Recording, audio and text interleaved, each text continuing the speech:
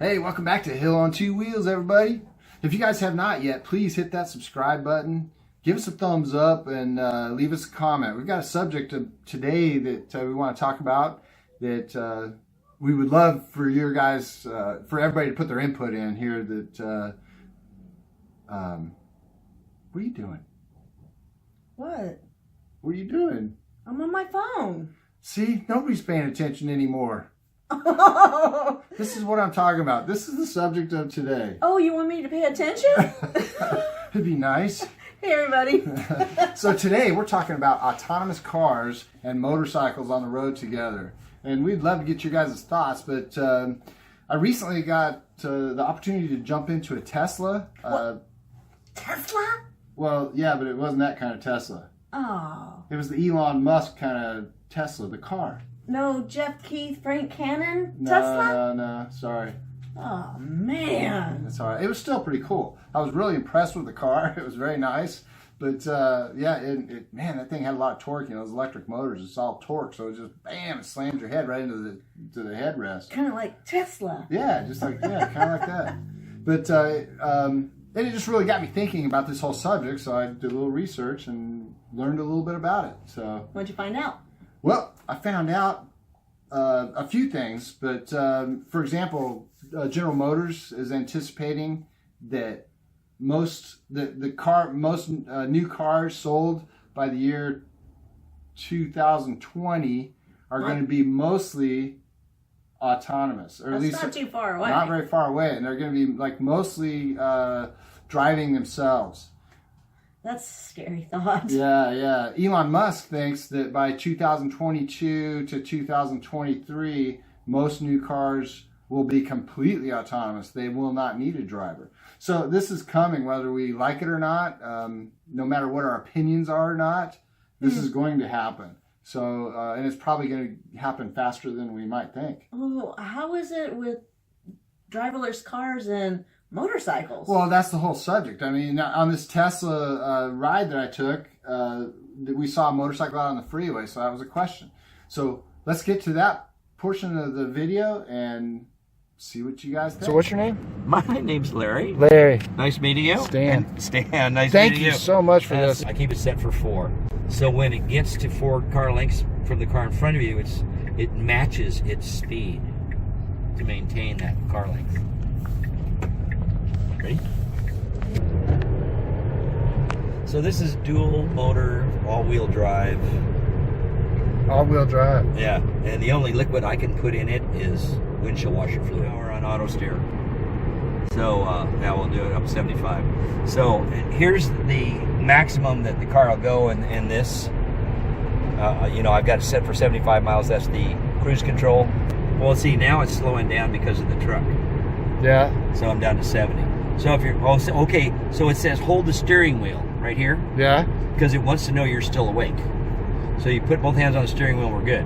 So if you're tired of following this truck and you want to change lanes, you Hit your blinker. Put the blinker on. And it'll do it with, oh my God. I know. That's insane. It is crazy. So I want to go change lanes back. Oh yeah. Wow. And it has sensors. I got 8 sensors in the front, 8 sensors in the back, and 2 on the sides. Now the 2 on the sides are the ones that are reading these blue lines here for the lines of the road. So now the line goes away on this side, so the car will kind of like, what are we doing? See, there's no blue line on this side, but it'll come back. The days when there's going to be autonomous driving, you can go ahead and just program in where now, you does want this communicate with that? So like you punch in where you want to go and it'll like... Yeah, not yet. Not yet, That's the autonomous part. Yeah. Yeah. So we're getting there, but we're not there yet. No, we're not there yet. But, you know, I mean, I'll get notices on my car that say you have an upgrade available. So I'll tell it, okay, do that at midnight because the car has to be shut down for like an hour and a half. So Just so pretty much like your computer. it's exactly like your computer. So I'll get in the car the next day and it will tell me, okay, your upgrade's done, and this is what I'll set the cruise at 80. And now we're auto steering. So now we're going to catch this truck. And it'll just slow down. So now it's 70, 70. You get tired of doing 72, then you want to change lanes. So then we'll catch the other car, unless he's doing 80 plus. So he's doing 77. So Will it see that motorcycle too, just like it does the car? it will. It will. Yeah, it won't run. So this is where we're heading, but we're not totally autonomous yet, but we're getting there. No, but I paid for the autonomous option, so when that comes around, this car will get upgraded for it. So what's your opinion on how that's going to relate with motorcycles on the road? Do you think it's going to be safer for bikes on the road, or is it going to be less safe? It will see the motorcycles. I should have gotten behind that one. He Because turned off. it puts a little, and it's the same style car, but I've been behind motorcycles before, and it allows for that. You ready? Yep. Wow, man, this thing just goes. It's so cool. This is the slow one. Wow, that's amazing. I mean, it's like you cannot help but your heads get slammed against the seat We rest. have an aura in the front of the car, so it lets you know when you're getting close to something. But a parking, where is it? Come on. There it is. See, it'll tell you when you're getting close to something, but parking blocks are below the sensors, so then it'll go away. Fairly impressed with the Tesla. It was a very nice car. There you go again. Sorry. See, that's why we need autonomous cars right there, because that's all people do anymore. They're always on their phone, which is fine, but not while you're driving. The fact that these partially autonomous cars are coming, and then eventually fully autonomous cars, is probably a good thing for us people that love to ride motorcycles. We all know, if you've ridden a lot, you all know that the drivers out there are not paying attention, and they tend to not see us. 10? Yeah, so they don't see you. They don't see you, yeah. So They can hear you sometimes. So if the car sees you, at least something or somebody's paying attention, and that's probably better than nobody paying attention, or Yeah, exactly. I mean, for example, the thing that gets more motorcyclists on the road is the left-hand turn. Oncoming car turning left right in front of you, and they just don't see the motorcycle coming. For whatever, the sun's in their eyes, it just doesn't register in their brain that it's a bike coming at the same speed that they're going, or they're on their cell phone, just like Terry was pointing out.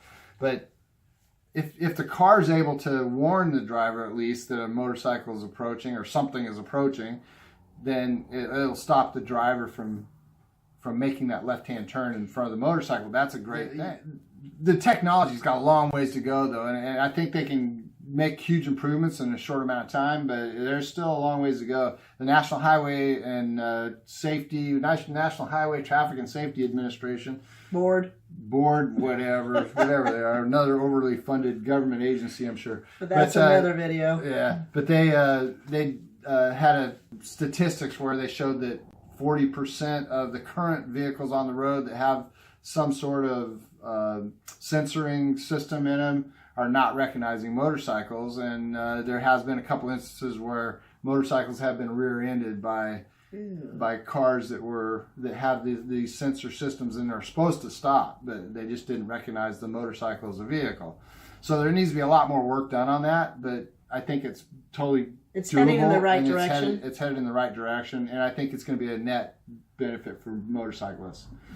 And the other side of it too is I think it could be a huge win for the motorcycle industry as a whole, because a lot of people currently that are maybe feel that it's just way too unsafe to ride a motorcycle right now, which is not completely unfounded.